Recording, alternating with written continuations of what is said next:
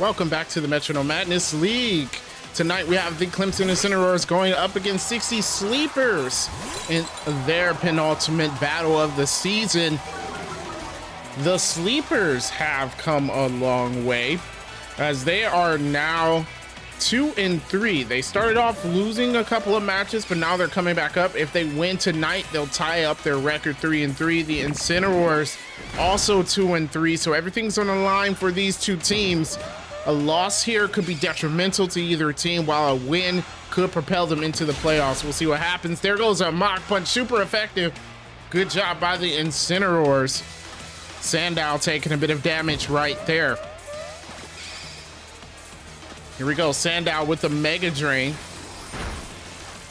Mega Drain doing just a little bit of damage, but it will get some health back. You gotta always command those moves that gain some health back. If you can damage them and get some health back, that definitely helps out. While Vanillite goes with the swagger, throws the swagger down in angering the Sandow. Now Sandow is confused. It could hit itself with the raised attack stat.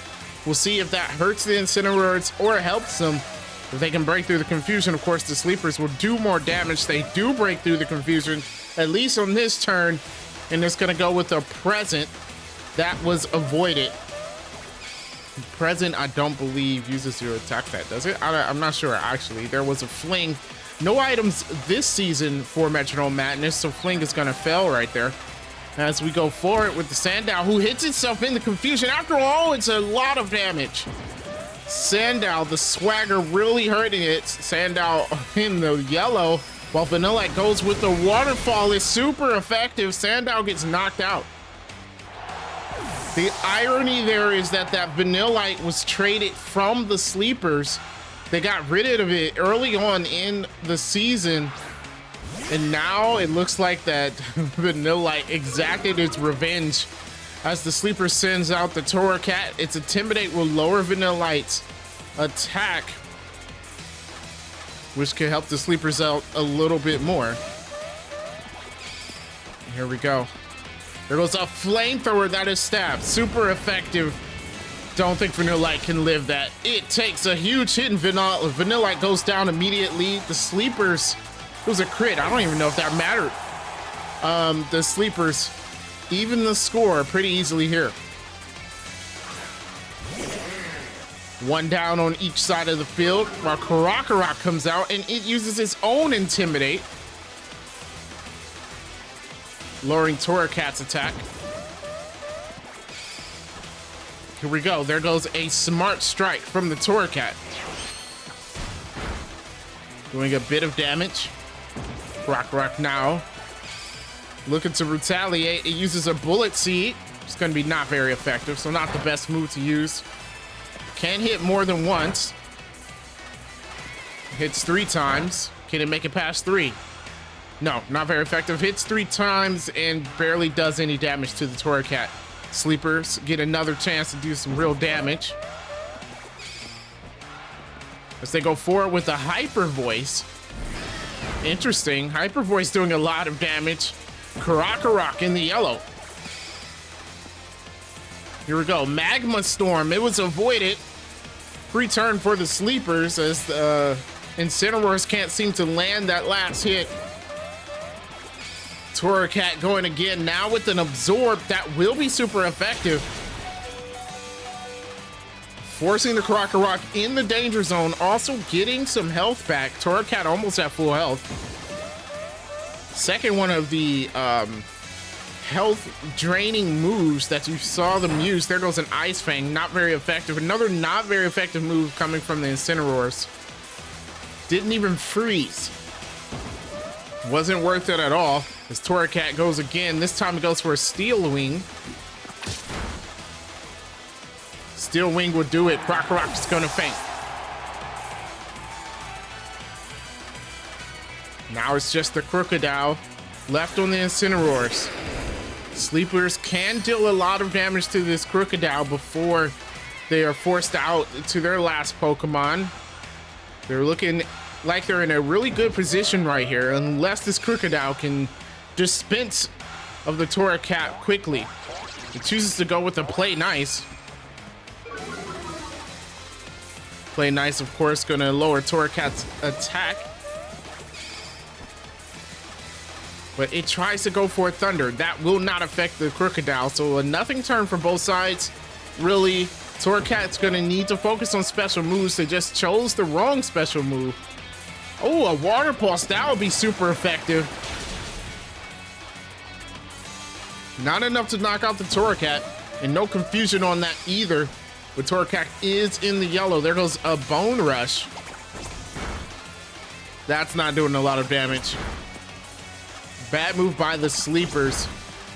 I mean, they can afford to lose the Torracat, but you really want to try and do as much damage as possible. And they're really not handling that well. It hit 5 times and yet still barely any damage done. There goes the Crocodile. Crocodile going for the Fury Cutter. Fury Cutter, not very effective, but puts Torracat in the red. If only it could use Fury Cutter again, it'd be great for them. Unfortunately, it doesn't really work out in Metronome battles. There goes the Dual Chop. Again, not much at all. Physical move. They had their attack lowered. It's not super effective. Just a bad move choice right there, Crocodile. I'm gonna go with the Flower Shield. Would have worked if it was a grass type Pokemon. Doesn't this time. As it goes for a High Horsepower. Interesting move. High Horsepower doing a bit of damage. They are chipping away. And you know what? The longer that the Incineroars allow this Torracat to stay on the field, even though they're not doing a lot of damage each turn, they're just chipping away at Crocodile's health. It's not good either way you look at it. Torracat finally gets knocked out there, while Crocodile gets an attack boost from Moxie. Last Pokemon on the Sleepers. That attack boost could be pretty dangerous for them as they send out their Vanillux. There goes the Snow Warning. Now that definitely works in favor for the Sleepers, as the Hail will damage the the Crocodile at the end of every turn. So it actually even gives them more turns to set up if they didn't want to use a turn to do damage. And here comes the Vanillux. Goes for a Vacuum Wave. That will be super effective. And remember, Crocodile's a dark type. Good amount of damage. Crocodile in the last quarter of its HP. And the Hail pushing it down to 41 HP. Now here comes Crocodile. It goes for the Charm. Don't think the Incineroars can afford to do any setup moves right now with the continuous damage coming from the Hail. It does lower Vanilux's attack. And I guess it will help it right here, because the Pound does put it in the danger zone though, and the Hail pushes it down to 21 HP. Only a couple of turns left, if not just one, for the Crocodile. They're gonna have to do something big. There goes with an Electric Terrain. Not sure how that'll help them, but it's up. And here we go.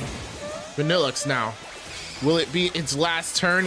It uses a Bolt Strike. Doesn't affect the Crocodile, but there we go. They can afford to do that because of the Hail, and Crocodile is down to 11 HP now. Now Crocodile goes for a False Swipe.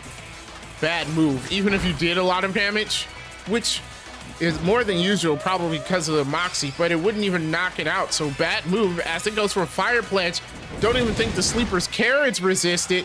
It's enough to knock it out. Crocodile goes down. The Sleepers go 3-3. Incineroars 2-4. Everything is shaping up at the end of the season. Make sure you guys stay tuned. There is a couple of battles left in week number 6, and then we'll move on to our last matchups, week 7, between all of these teams, and then the highly anticipated season 7 playoffs will kick off very soon, guys. Thank you so much for watching. Like to give a special thanks to our patrons for supporting the channel. If you would like to become a patron, you can as well. There is a link in the description. But of course, we have our Discord link as well. We'll like for you to become a part of our community, so feel free to join that. With that being said, thank you so much for watching, and I will catch you next time.